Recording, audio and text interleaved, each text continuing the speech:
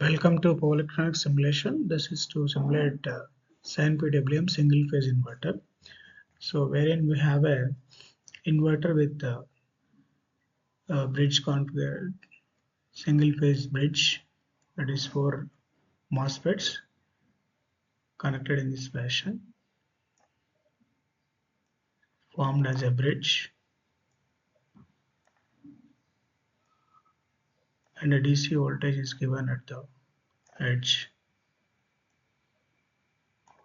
and load is connected in the midpoints of the bridge. Now let us check where these blocks are available in the library.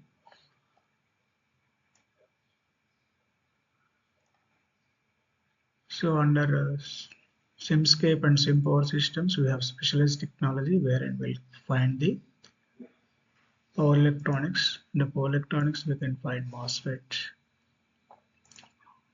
this one, and DC voltage sources from electrical sources, the DC voltage source, and we can take the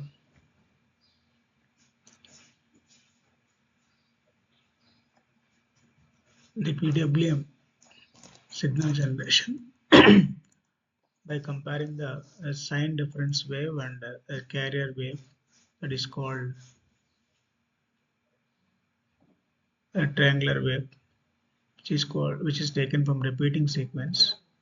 So these two are compared and pulses are generated. For that we need like from sources we can take a repeating sequence and the sine wave generator. This is a sine wave. And from commonly used logs you can take relational operator for comparing the two signals, and also a NOT gate, but NOT gate is directly not available. So we can take logical operator AND gate and modify it. So you can double click on this, you can modify the NOT AND gate as NOT gate. Now let us make the connections. Sine wave is given to the relational operator and also the repeating sequence to one relational operator, another relational operator, sine wave and repeating sequence. Now this pulse is given to MOSFET 1, and one leg there are two MOSFETs. One MOSFET is given directly, other MOSFET is given through NOT gate.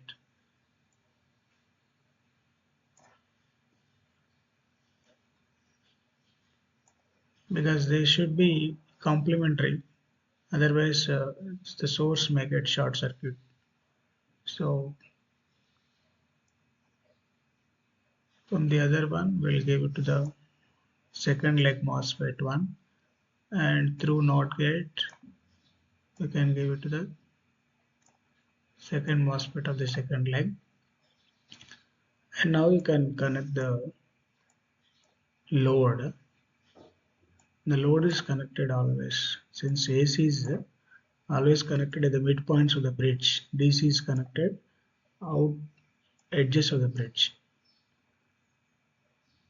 So through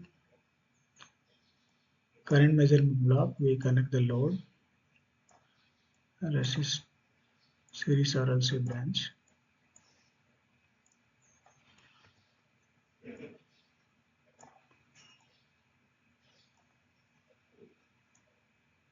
At the midpoints of the bridge, and now we can connect the voltage measurement block here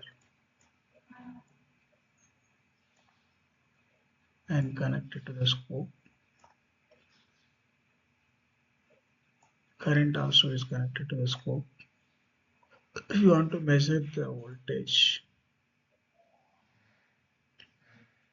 or current, you can give it to the RMS block and then display. Now let us see the settings. For sine wave, amplitude is 1. If you want to change the output voltage, so this is like modulation index, you can change it to 0.8, 0.6. From 1 to 0 you can vary. And frequency, you can see the description here. It is supposed to be given in radians per second. So 2 pi into 50, 2 into pi into 50. And then, okay. And in repeating sequence, so the repeating sequence frequency should be at least 20 times the supply frequency, that is 20 into 50 is 1 kilohertz. 1 kilohertz in time is 1 millisecond. So 1 millisecond, we need to repeat it -1 to +1, then -1. So one triangle will get that will be repeated. So at 0, -1 is the output, and at 0.5 millisecond, +1 is output, and at 1 millisecond, -1 is output. Therefore, -1 +1 -1 at 0, 0.5 and 1 millisecond. So millisecond is given as into 1e minus 3. And second sine wave is given with a phase delay of pi, because we need to compare the signals for the second leg with the inverted sine wave. So with this we can simulate it.